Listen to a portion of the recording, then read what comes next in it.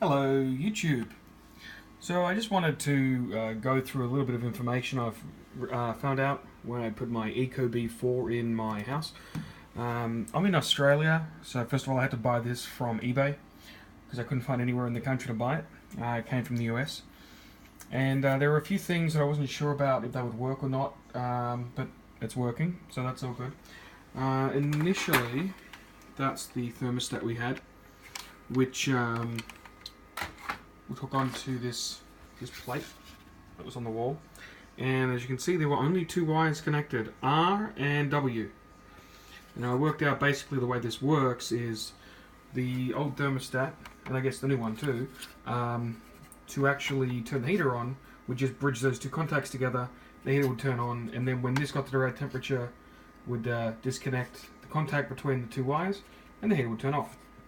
Really basic. Also, not the 4 wires or the 3 wires or so required for the Ecobee to work. So I had to run some new cable up to my heater. Now luckily for me, this was an easy task. I didn't have any, I guess, proper cable, if there is such a thing, and there probably is. So I had some of this speaker cable that seemed pretty much the same gauge as what was used before when the heater was put in. And I ran two sets of these, so I had a total of 4 wires. And what I did on the ground before I pulled the wiring through, I labelled them at each end, so I knew up at the heater what was the correct wiring. Now I've got a Brivis heater in the house, so I was able to find this info on the like the heating control unit inside the furnace.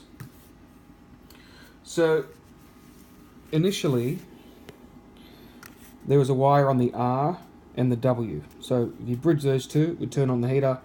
If you didn't bridge them, it would turn off.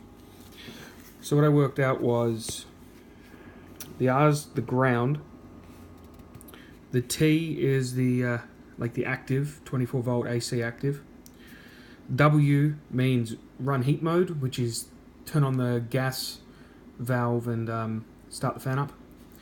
G is the fan only, which wasn't connected before. And EC is economy, which I haven't connected. So basically I've connected the R to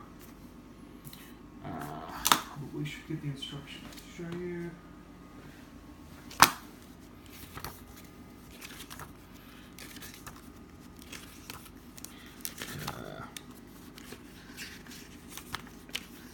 Okay, so the R on the heater goes to the RC of the Ecobee.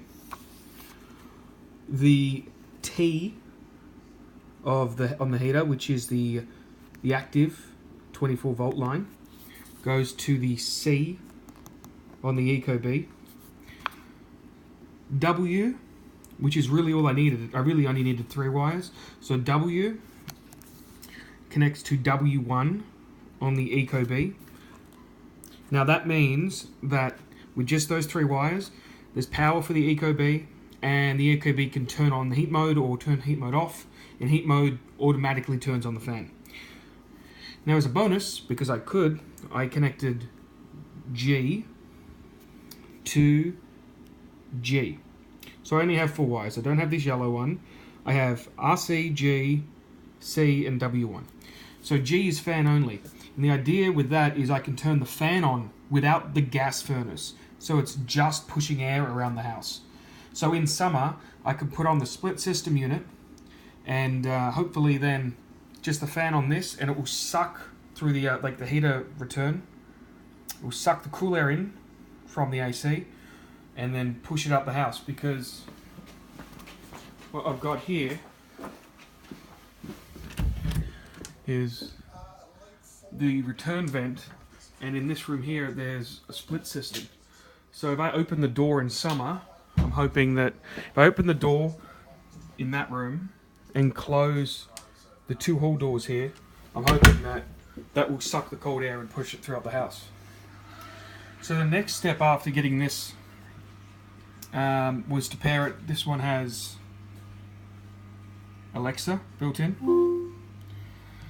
Now to pair it with Alexa was a bit difficult because, thank you Alexa, because I needed to have the Alexa app and I needed to make a US iTunes account. So I made an iTunes account in the US. I was able to download the app using that account. I now have Alexa on my iPhone, which has allowed me to do the Alexa smart home settings and stuff, so I can control my lights. But yeah, on the whole, the wiring was the thing that was the most confusing initially, because like 2 wires is pretty much not what were in the instructions. It said it had 3 or 5 or something, but that's how you wire it up if you do have one of these Brivis heaters. Yeah, the other thing too was the weather. When you go through the initial setup, it asked me to put my location in, and it wouldn't recognize my 4-digit postcode as being a valid postcode. So I had to not do it when I initially set it up, but then do it through the Ecobee website. So I go to Ecobee website, log in, then set my location, and it worked then. And then I had to set the time. There were a few settings I had to change because for some reason I thought I was in Washington State.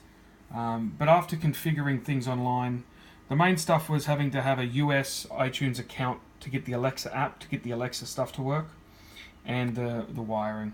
So I hope that that info helps someone. But it definitely does work fine in Australia, and like my first impressions of it are it's a really nice system. But yeah. Anyway, I might make some videos of my other smart home things. I've got a whole bunch. I've got 18 LifeX globes. I've got 2 Google Homes. So I might make some more videos if that's the kind of stuff you guys want to see. Thanks for watching.